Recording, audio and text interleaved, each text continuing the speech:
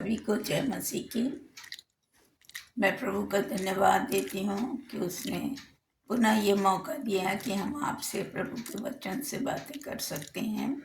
आइए हम प्रार्थना करें। धन्यवाद धन्यवाद धन्यवाद यीशु मसीह जी, धन्यवाद के साथ आपके चरणों में आते हैं।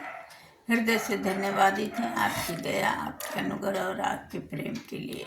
धन्यवाद देते हैं इस अवसर के लिए जो आपने दिया था, और जो भी हम अभी बोलते हैं वो हम न बोलें पर आप हमारे में होकर बोलें। आप हमारे को अपने पवित्र लहू में छिपा कर रखें।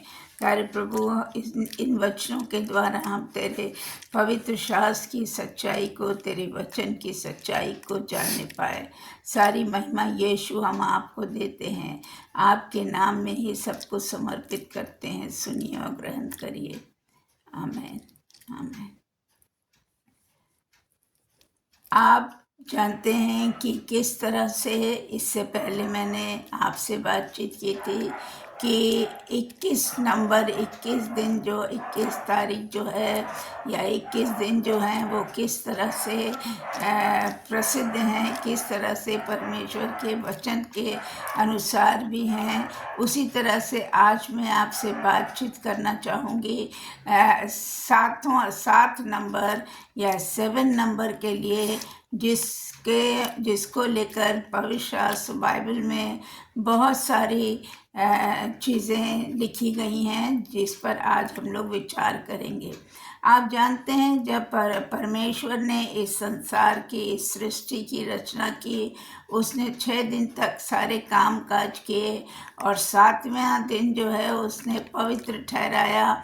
और ये आपको मिलेगा अगर आप उत्पत्ति 2 उसका 2 और 3 पद को देखिए तो वहाँ लिखा है कि परमेश्वर ने 7वें दिन को, 6 दिन तक तो काम काज किया और 7वें दिन को उसने आशीष दी और उसे पवित्र ठहराया, क्योंकि उसमें उसने सृष्टि की रचना के सारे कामों को विश्राम दिया। मतलब उस 7वें दिन में कोई भी काम नहीं किया उसने और उसको विश्राम दिन के रूप में ठहराया।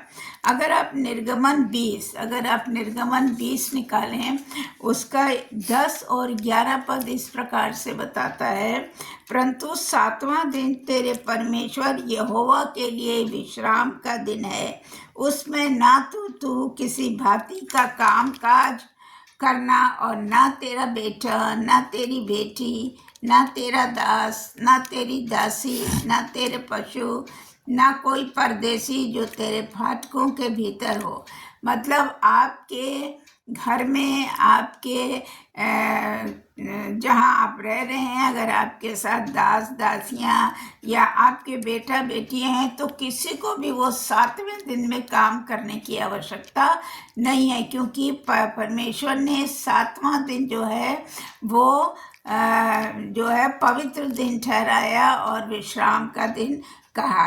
अगर हम परमेश्वर ने 6 दिन में सारे आकाश, पृथ्वी, समुद्र और उसमें जलचर सब कुछ उसने बनाया और 7वें दिन को उसने क्या कहा, पवित्र ठहराया और उसे विश्राम का दिन घोषित किया।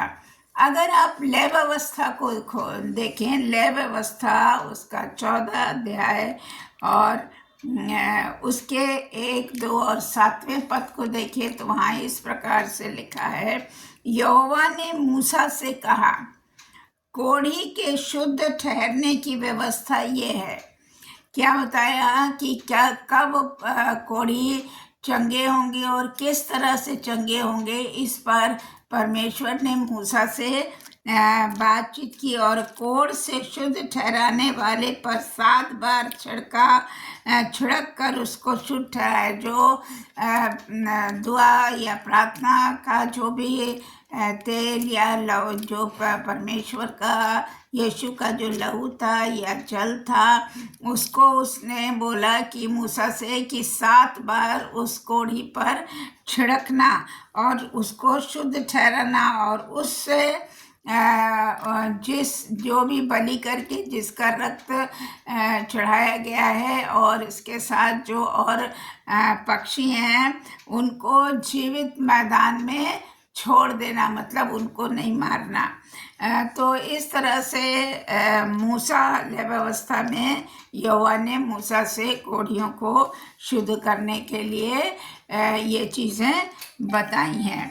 अगर आप चलें प्रेरितों के काम उसके 6 अध्याय के 3 पद में, तो आप देखेंगे, इसलिए हे भाइयों, अपने में से 7 सुनाम पुरुषों को जो पवित्र आत्मा और बुद्धि से परिपूर्ण हो चुन लो कि हम उन्हें इस काम पर, किस काम पे, परमेश्वर के वचन को फैलाने के काम पे जो है वो उसने कहा कि आप इनमें से 7 लोगों को जो अच्छे हो, जिनका जो कि सुनाम हो, जिनका नाम अच्छों में हो, ऐसे लोगों को तुम चुनो और उनको इस काम के लिए ठहराओ। इसी तरह से आप देखेंगे हमारे जो प्रकाशित वाक्य की पुस्तक है, बाइबल की अंतिम पुस्तक है, न्यू टेस्टामेंट की अंतिम पुस्तक है, उसमें आप प्रकाशित वाक्य में देखेंगे तो वहाँ पर 7 जो है 7 जो है उसका प्रयोग कई बार और कई तरह से किया गया है। जैसे अगर आप 7 कलीसियाओं और 7 आत्माओं की बात करते हैं तो उसके लिए आप प्रकाशित वाक्य 1 और 4 देख सकते हैं, जहाँ पर इसके बारे में लिखा है। 7 दिवटों की चर्चा प्रकाशित वाक्य 1 के 12 पद में दी है। 7 तारों की चर्चा जो है वो प्रकाशित वाक्य 1 उसके 16 पद में दी है। पुस्तक में 7 मोहरों का वर्णन भी प्रकाशित वाक्य के 5वां चैप्टर उसके पहले पद में ये दिया हुआ है। 7 मोहरों की बातें, मेमने के 7 सींग और 7 आंखें, ये इसकी भी चर्चा प्रकाशित वाक्य के 5वें चैप्टर के 6 पद में लिखा है। 7 स्वर्गदूत और 7 तुरही, इनका वर्णन भी प्रकाशित वाक्य 8 उसके 2 पद में दिया हुआ है। गर्जन के 7 शब्द, बहुत तेज आवाज, गर्जन की आवाज जो है उसका वर्णन भी जो है 7 शब्द उसमें होंगे। वो प्रकाशित वाक्य 10 उसका 3 पद आप देख सकते हैं। अजगर के 7 सिर, एक ऐसा अजगर होगा जिसके 7 सिर होंगे, जिसका की वर्णन जो है वो प्रकाशित वाक्य 12 उसके 3 पद में दिया है।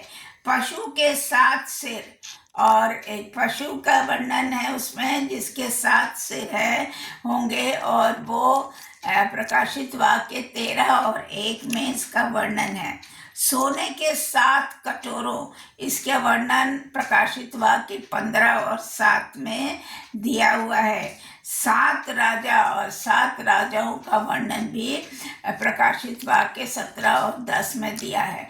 तो इस प्रकार से आप देखिए कि जो 7 अंक है उसमें कैसे प्रभु की उस पर आशीष है, और किस तरह से ये 7 की संख्या जो बाइबल में आई है वो 54 टाइम्स आई है।